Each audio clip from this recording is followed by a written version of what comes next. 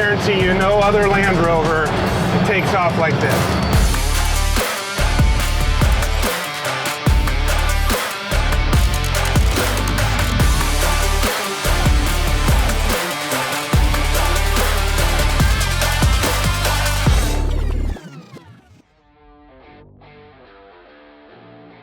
So we took delivery of this beautiful Land Rover a few months ago. It had been passed around a couple other shops, had the motor mounted, had the batteries mounted, but nobody could seem to get this thing wired up and wheels spinning. So finally came to us, we got it done. We're gonna show you around the car.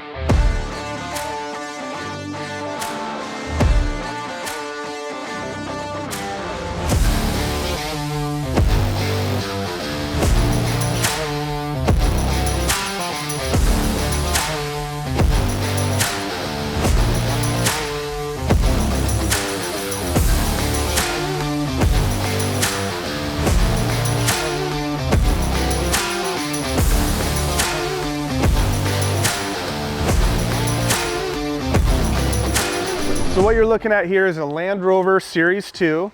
Everything on this vehicle is pretty much period correct, minus the powertrain. For me, I was never like a massive Land Rover fan, but I did get the opportunity to go to Costa Rica and tour one of the largest parts warehouses for these classic Land Rovers, and it was an amazing experience. They let us drive them up in the coffee plantations and just got to see some of the history behind these vehicles and how they were used back in the day.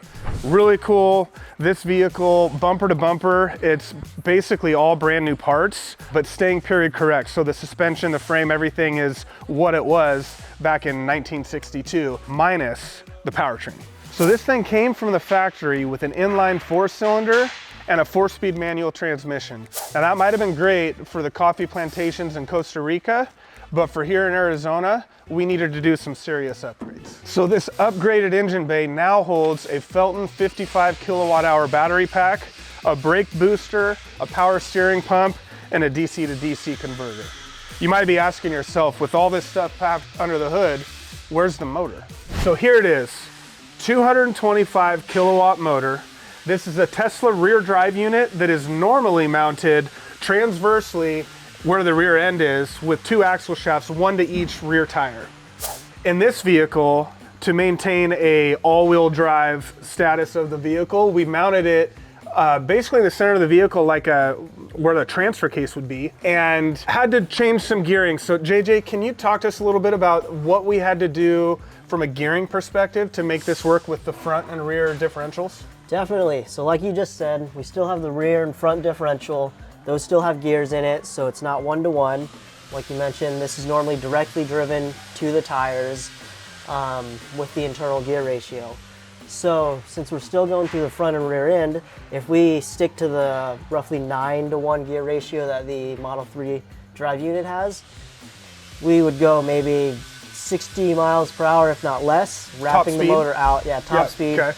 We'll get there really fast, but it's not going to be very efficient. It's not going to be a smooth experience, and it's just not going to be fun. So what we do is we actually change the gear set inside of there, and it's roughly about a 3.5-to-1 gear ratio now. So if we have, say, 3-to-1 gears in the rear and front ends, we're still pretty close to that factory 9-to-1 gear ratio. So I'm going to ask you some other questions here on the spot. What if this vehicle had 20-inch wheels in the front and 22-inch wheels in the back? That'd be a problem, correct? That would definitely be. You have to have the same diameter tires on the front and the rear in order for this motor to run all-time all-wheel drive the way it is. Correct. So we still have the open differential in the Tesla Model 3 drive unit, so it'll work eventually at the start. Okay. However, you're going to start wearing through the gear set, the spiders, and the actual differential part in the Model 3, where normally they're moving at the same speed when you're going in a straight line, and then slightly different speeds when you're turning. Okay. In this case, if you have different tire sizes in the front and rear, it's going to be constantly wearing down on that. So we walked you through under the hood, battery location, done a deep dive on the motor that's in this thing. Now, let's talk charging. This seems to be one of the biggest things that gets brought up in our Q&As. People want to understand charging better. So first of all, on this vehicle, we installed the charger in the same location as the original gas filler neck. It is equipped with both J1772 plugs for standard level 2 charging, and DC fast charging, which is a pretty exciting advancement in the aftermarket in the last couple years. It wasn't that long ago, DC fast charging wasn't available in the aftermarket. So now let's get a little nerdy here, see if I can get you amped up. The DC fast charging on this vehicle will charge at 70 kilowatts an hour, and the battery pack is 55 kilowatts. Now, in order to maintain a healthy state of a battery over the life of the battery, you're recommended to only charge it up to 80% and don't charge it below 20%. So if we're gonna do a little bit of math here real quick, we're gonna say a 55 kilowatt hour pack, and we're not gonna charge the top 20 or bottom 20%. So we're only gonna play around with 60% of that battery. 55 kilowatts times 0.6 is 33 kilowatt hours, and it'll charge 70 kilowatt hours in an hour. So you're about 30 minutes to DC fast charge this thing if you really wanted to take it on a road trip and cruise somewhere. Most of the time, this vehicle will just get charged at home on a level 2 6.6 kilowatt hour charging system. So let's run that math. At 33 kilowatt hours divided by 6.6 per hour, it's gonna take 5 hours to charge this vehicle at home in your garage. So breaking down the fundamentals of EV charging, you have 3 ways of charging the vehicle: level 1, level 2, and DC fast charging, commonly mislabeled as level 3. Level 1 charging is your simple outlet plug-in, like if you're plugging in your hair dryer or your toaster at home. Charges very, very slow.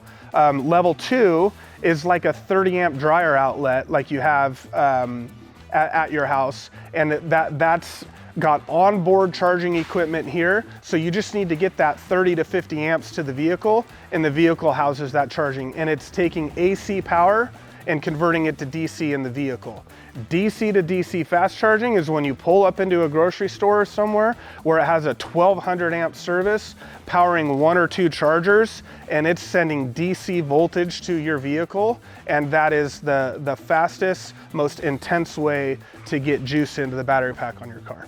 So EV powertrains are a great solution for automotive enthusiasts who are not excited about wrenching on vehicles. Of course, there's some of us who love getting in and working on stuff, but having EV powertrains available for classics has brought a whole new demographic of people into the classic car scene. And that's great for everybody, because if we've got a customer who had a Tesla and now they want to have an old Land Rover, well, guess what? That Land Rover needs new wheels and tires, it needs a paint job, it needs interior, and that's great for everybody.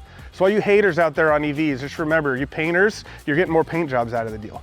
All right, so now as we look at the interior of this vehicle, keep in mind, while we've updated the powertrain to be a state-of-the-art, high-performing EV system, we've wanted to maintain the period-correct look of round analog gauges, but we still want to be able to display the information that the driver needs to see when he's driving an EV system. So we work with Speed Hut on gauges along with some other gauge companies, but this vehicle specifically has Speed Hut gauges.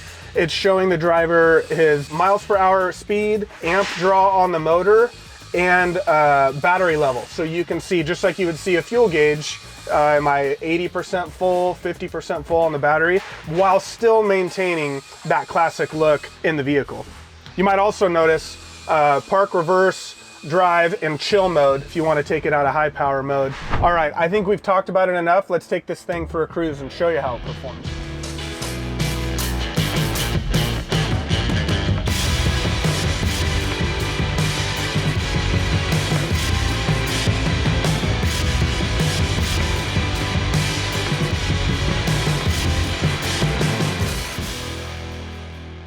The thing is actually pretty nice to drive. Being that everything I love to drive is really low and rubs and scrapes, and driving something that just, you know, actually sits up off the ground is nice.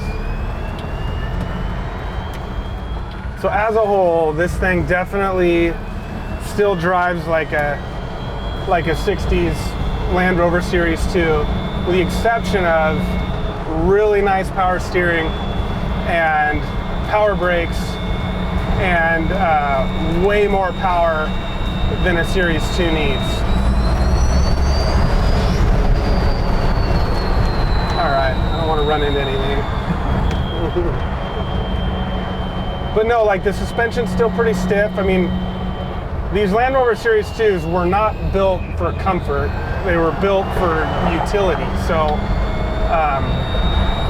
while we've upgraded the entire powertrain to be modern and extremely smooth, extremely powerful, the vehicle itself is still sitting on a Land Rover Series II chassis and suspension. So you get that sort of like, you know, old school feel of the road, I guess.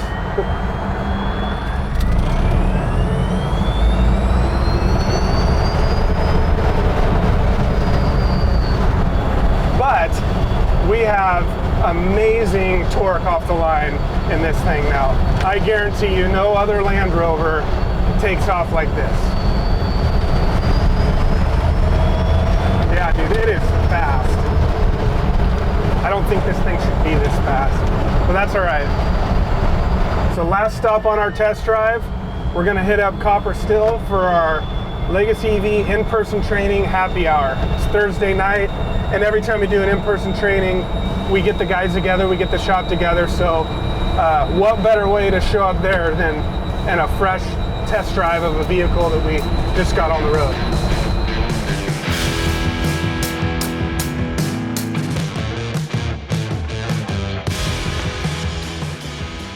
All right, so we're here, gonna go hang out with the guys, and we'll see you back at the shop. So needless to say, through the process of going to Costa Rica and being able to finish this vehicle and build it, I became a pretty big fan of these Land Rovers. The driving experience with this powertrain, it has way more than enough power, smooth acceleration, no dealing with gearing and lack of torque and power in any situation. So I've had a blast with this build. I hope you guys have enjoyed it too. If you haven't noticed behind me, we have a bunch of stuff going on. We even have builds that aren't here at the facility right now that we're really excited about posting videos on later this year. I want to get you amped up about the cool technical stuff going on these vehicles. So please send us some comments and like and subscribe, and we'll catch you next time.